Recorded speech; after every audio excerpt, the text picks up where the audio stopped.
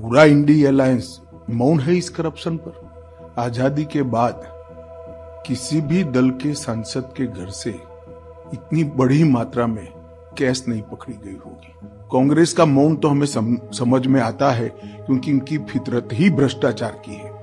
क्योंकि इनके जहन में एक डर था कि हमारे करप्शन के सारे कच्चे चिट्ठे खुल जाएंगे।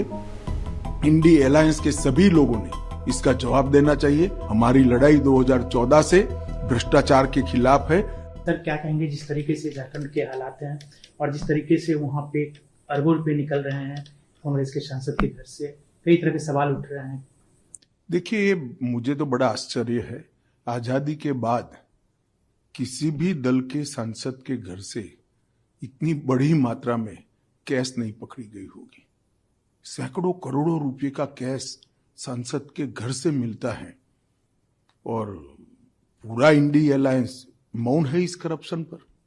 मैं तो पूछना चाहूंगा इनके साथियों को, कांग्रेस का मौन तो हमें समझ में आता है, क्योंकि इनकी फितरत ही भ्रष्टाचार की है।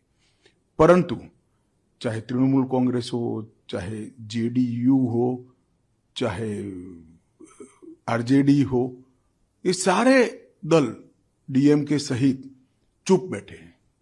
सपा भी चुप बैठी है, कोई रिएक्शन नहीं। अब मुझे समझ में आ रहा है कि मोदी जी के खिलाफ ये जो एक प्रचार अभियान चला कि एजेंसियों का दुरुपयोग हुआ है, वो क्यों चलाया गया? क्योंकि इनके जहन में एक डर था कि हमारे करप्शन के सारे कच्चे चिट्ठे खुल जाएंगे। और मैं मानता हूं कि ये उचित ही हुआ है। जिस प्रकार से इतनी विपुल मात्रा में भ्रष्टाचार झारखंड जैसे गरीब राज्य में हो रहा है, वो आंख खोलने वाला है। और ये जो राजनीतिक प्रोपोगंडा करते हैं एजेंसियों के दुरुपयोग का, उनको ये अपने आप ही उनके ही कृत्य से जवाब मिल गया है।